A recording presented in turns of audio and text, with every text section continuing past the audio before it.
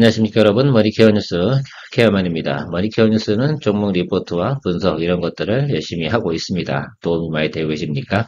도움이 많이 되시면 좋아요, 구독, 댓글도 많이 달아주시면 감사하겠습니다. 오늘 이야기하기 전에 제가 트레이딩 포인트나 야수의 심장, 또 브레이브 하트 가지신 분들 같은 경우 좀 투자할 만한 종목들을 가끔 이야기 드리고 있습니다.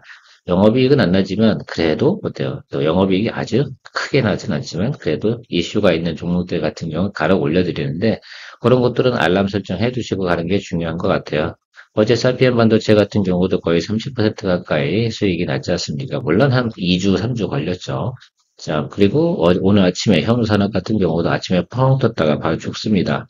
이제 뭐 그런 것들 같은 경우도 조금 관심을 가지면서 가려고 한다면 노하우적으로 보면 알람을 좀 걸어두시는 것도 괜찮다라고 생각을 하고 있습니다.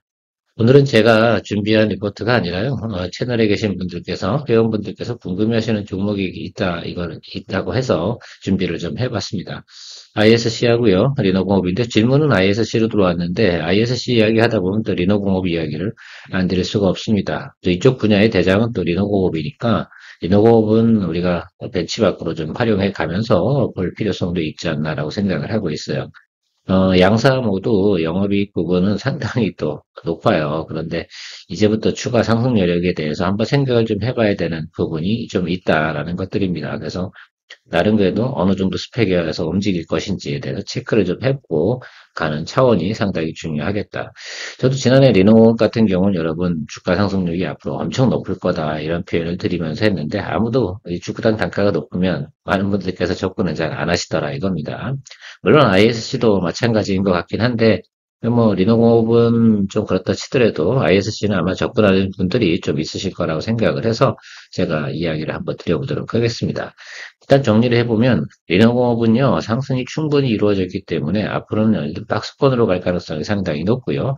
ISC 같은 경우는 지금 현재 밸류에이션으로 딱 측정해보면 추가적인 모멘텀이 더 나오지 않는 이상은 목표가를 딱 정해놓고 보면 한 9만 원 정도 보고 여러분들께서 목표를 설정해놓고 가보시면 좋겠다라는 말씀 드려보도록 하겠습니다.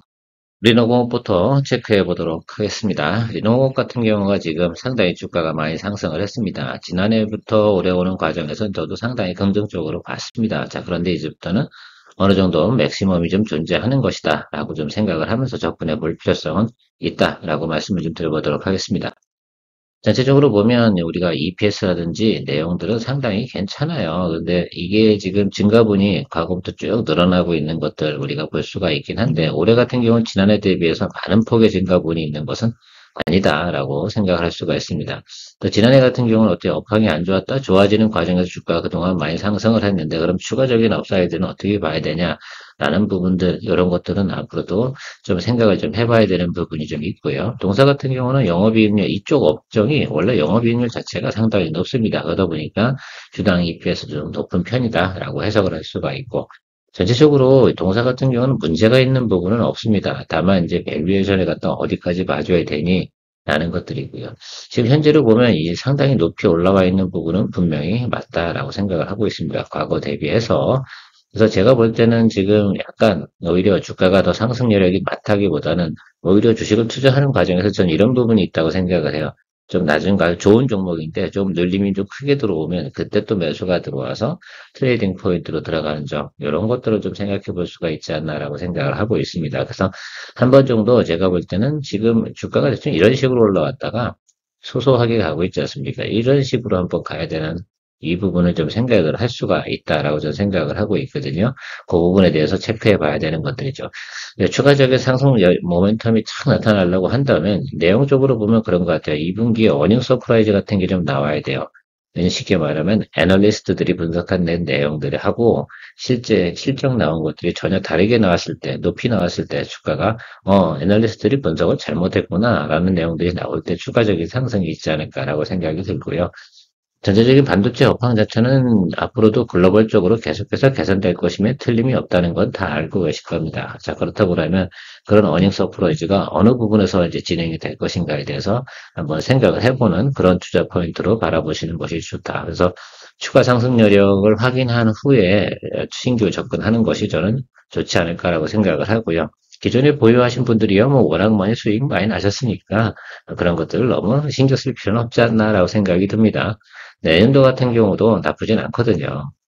그래서 올해하고 내년도에 뭐 움직이는 모습들은 자, 주가라는 게 쫙 올라와서 높은 밸류에이션 있으면 조금 어떻게 돼요? 아, 조금 높이 올라갔네라고 좀 내려와서 자리 좀 더 다시 올라가는 그런 형국을 좀 구상해 보시면 괜찮겠다. 매출과 영업이익 부분은 크게 문제는 없어요.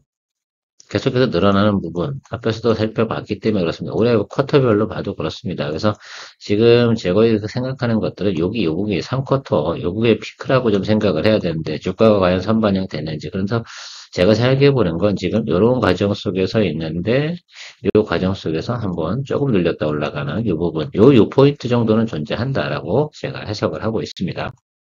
자, 리노공업 같은 경우 지금 주가가 이렇게 올라왔잖아요. 저도 예전에 여러분들 이 종목을 주가를 지난해 같은 경우는 한 20만 원 정도 이야기 드렸던 것 같고 올해 추가적으로 사이드가 이렇게 늘어났습니다. 사실 이 밸류에이션 자체가 제가 주가라는 게 그렇다고 이야기 드렸잖아요.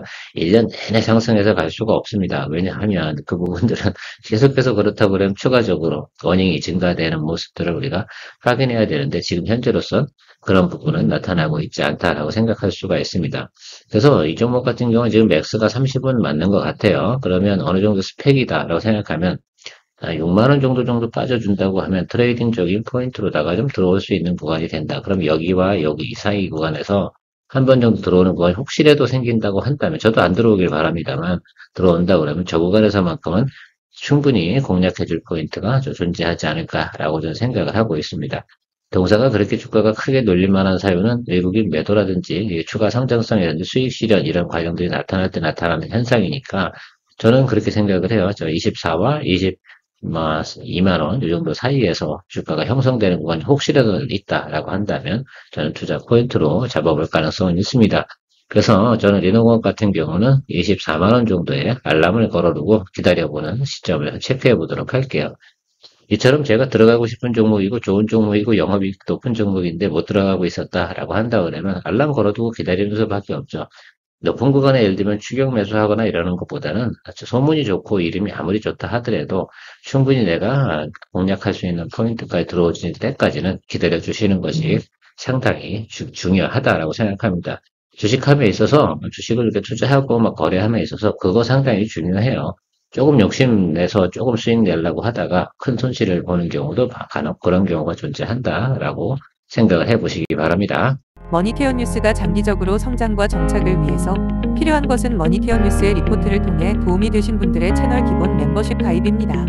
멤버십 분들을 위해 24년부터는 회원 전용 방송으로 케어맨 투자 종목 공유와 선별적으로 좀 더 유망 종목 리포트 및 리뷰를 진행합니다. 아마도 큰 도움이 될 것이라 사료됩니다. 자, 오늘의 질문 종목이 ISC입니다. 이 종목은 어떻게 될 건가? 왜 이건 반응이 없는가? 이런 부분들이 있죠. 사실 1등 업체 리노공업이 앞에서 있지 않습니까? 상당히 인기 많은 종목입니다. 그 종목 같은 경우가 주가가 잘 안 올라가는 부분도 없지 않아 같이 반영하고 있다는 점도 조금 생각해 볼 수가 있습니다. 그래서 결국적으로는 저는 리노공업이 잘 되길 바랍니다. ISC가 잘 되라고 생각한다면. 자, 1쿼터에서 조금 실적이 예상보다는 좀 부진하게 나왔다라는 소식이 나오고 있습니다. 이유인 즉슨 베트남에서 공장이 지금 가동이 되고 있고 R&D 센터를 제외하고 지금 ISC 같은 경우 대부분의 공장 시설을 베트남으로 이전하는 계획을 가지고 있습니다. 근데 베트남에서 조금 어떻게 돼요? 납품 지연 사태라든지 이런 것들이 좀 발생이 됐다고 합니다. 그러다 보니까 매출이 어떻게 돼요? 1분기에 잡히지 않고 2분기로 넘어왔다고 하니까 2분기 매출은 조금 좋아진다라는 것들을 충분히 예상할 수 있고 3쿼터, 4쿼터 나가면서 동사 같은 경우는 실적이 꽤 괜찮다라는 게 핵심 골자입니다. 내용은 왼쪽에 있는 내용 글씨로 써놓은 것들을 좀 체크해 보시면 좋을 것 같고 전체적으로 성장성만큼은 상당히 괜찮다라고 생각해 주시면 좋을 것 같고 앞서 리노공업처럼 보신 것처럼 밸류에이션 테이블 자체를 한번 체크해 보도록 할게요. 자, 특히 EPS 부분 한번 체크해 보시면 상당히 큰 차이가 있을 것 같아요. 자, 올해 2023년도와 2024년도 넘어가는 과정에서 증가분이 엄청나게 늘어나잖아요. 그래서 ISC 같은 경우는 추가 상승 여력이 저는 있다고 충분히 볼 수 있다고 생각합니다. 오히려 지난해 같은 경우가 어떻게 돼요? 과도한 예를 들면 주가 상승을 통해서 조금 오버슈트 된 개념이 있는데 올해 같은 경우 현실적인 밸류에이션 구간으로 들어옵니다. 자, 그걸 기준으로 한번 생각을 해보는 거죠. 과거에 보면 우리가 PBR이 3.6이 고점 뭐 이렇게 생각을 했는데 제가 볼 때는 그때보다 훨씬 더 내용 쪽이나 매출, 영업이익 이런 거 훨씬 성장되는 과정을 생각해 보니까 조금 고점을 좀 생각하면 글쎄요. PBR 3.5 이 정도까지 봐주지도 되지 않나라고 저는 생각을 하고 있습니다. 그다음에 PER 밸류에이션 같은 경우도 일용업 대비해서 조금 올해 가치가 상당히 좀 떨어지는 거니까 그대로 유지된다고 하면 주가가 좀 더 올라갈 수 있는 스펙은 충분히 있다. 그래서 제가 생각하는 것들은 최소 9만 원 정도는 충분히 볼 수 있는 내용이 존재하는 회사가 ISC다라고 좀 보시면 좋겠습니다. 다만 동사 같은 경우는 주가가 좀 느리게 움직일 때 상당히 느리게 들어오기도 하고요. 외국인이나 특히 이제 기관 수급 같은 경우가 잘 들어와 줘야지 괜찮을 것이다라고 생각하고 있습니다. 지금 올해 1쿼터 들어서 가지고 비메모리하고 AI향 관련된 매출이 좀 많이 늘어나고 있다라는 것들을 생각해 볼 수가 있습니다. 지난해 대비 특히 이 부분이 상당히 크게 늘어났다라고 하는 거죠. 이 부분이 좀 포인트라고 좀 생각해요. 지난해 67%, 9%에서 올해 85와 25% 정도 이런 레벨이니까 상당히 좋다라고 생각할 수가 있습니다.